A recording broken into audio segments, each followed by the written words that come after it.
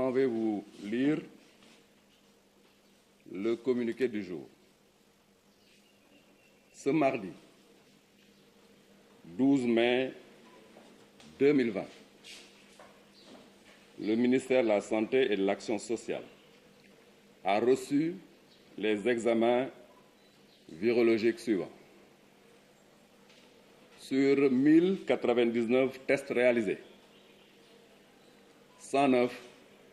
sont revenus positifs, soit un taux de positivité de 9,91%.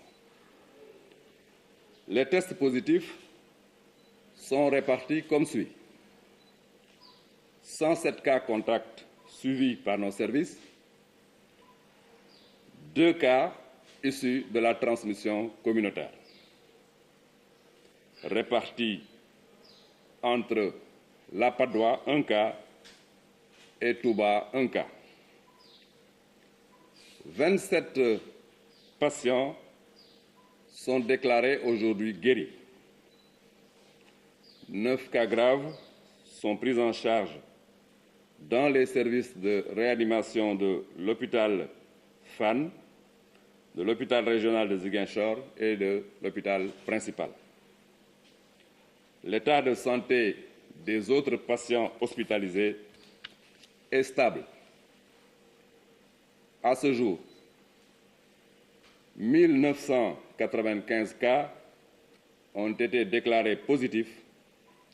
dont 742 guéris, 19 décédés. Nous avons donc par conséquent en traitement dans nos hôpitaux 1233 patients.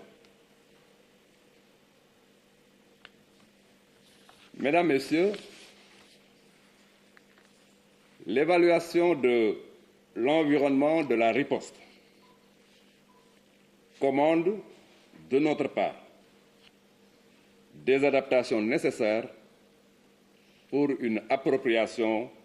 solidaire de nos interventions. Solidaire parce que la lutte contre le Covid-19 est l'affaire de toutes les couches de la population. Nous remercions Son Excellence, Monsieur le Président de la République, pour les mesures très importantes annoncées hier, qui sont de nature à renforcer la cohésion sociale et la sérénité dans le pays. Nous le remercions également pour la confiance qu'il a bien voulu renouveler à l'endroit de tous les personnels de santé et de tous les acteurs du ministère de la Santé et de l'Action sociale dans le cadre de cette riposte contre le Covid-19. Après la résolution de l'équation des cas importés, la problématique des cas communautaires demeure. Seule l'unité de conviction des communautés nous permettra de venir à bout de ce fléau. Mesdames, Messieurs, conformément aux instructions du chef de l'État, la procédure de rapatriement des dépouilles de nos compatriotes établis à l'étranger sera définie dès aujourd'hui en rapport avec le ministre des Affaires étrangères et des Sénégalais de l'extérieur. La cohésion d'action et la nouvelle sérénité socio-économique doivent constituer un écosystème permettant d'éviter toute stigmatisation à l'endroit des personnes malades ou guéries du Covid. Je lance un appel à la population afin qu'elle continue de collaborer harmonieusement avec le personnel de santé dont la seule motivation reste sa protection contre la maladie. L'analyse des données récentes indique que la bataille doit être plus soutenue, particulièrement à Dakar.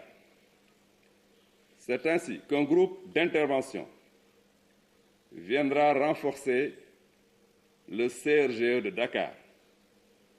pour lui permettre d'infléchir la courbe épidémique dans un contexte d'une nouvelle stratégie de lutte.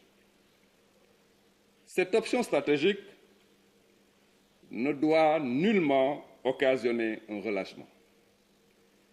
Elle doit plutôt créer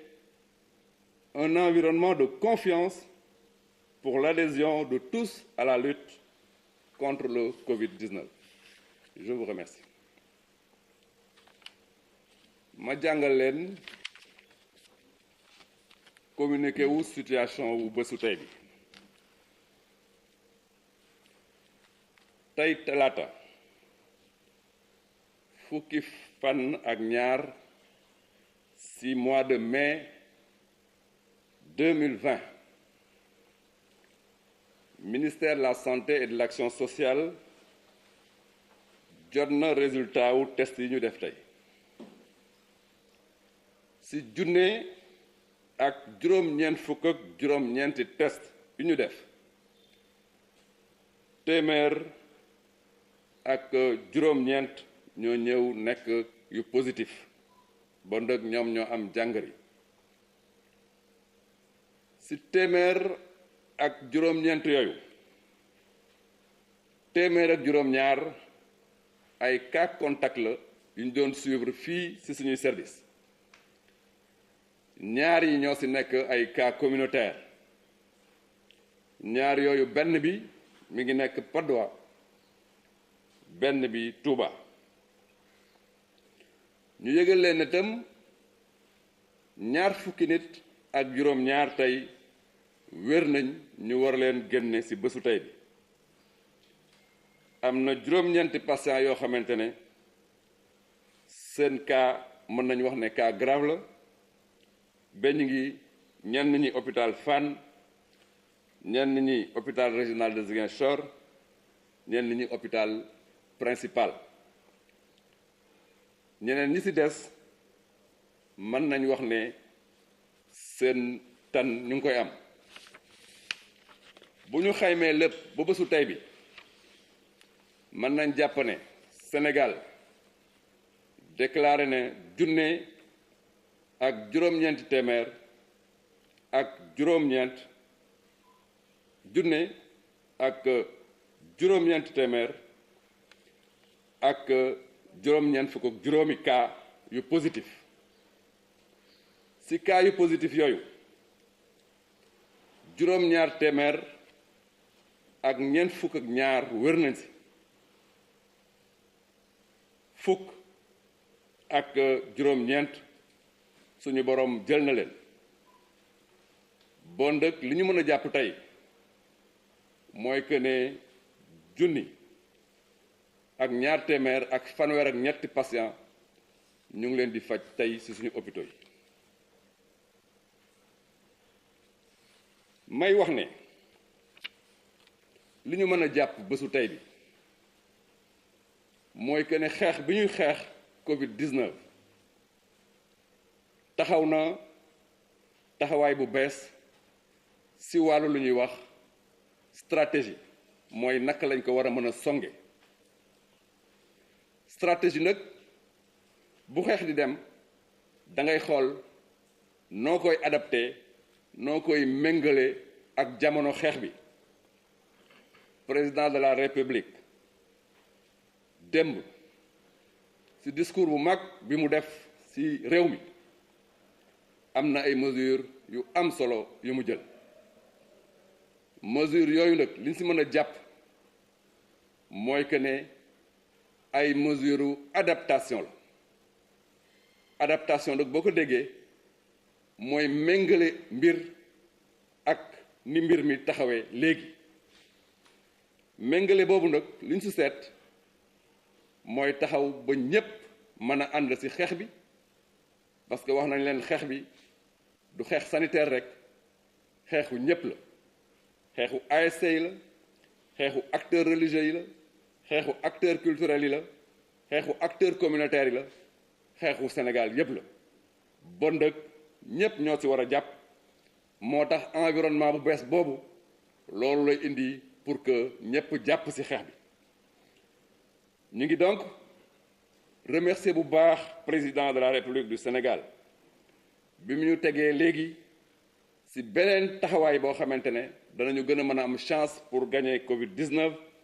parce que taxawaay bu bees la bu mën a tax ñépp jàpp ci mbir mi bi cas importé demee cas communautaire moo fi des te cas communautaire li koy xeex mooy communauté te communauté li koy dooleel mooy ñépp taxaw jàppandoo bokk pas-pas may wax ne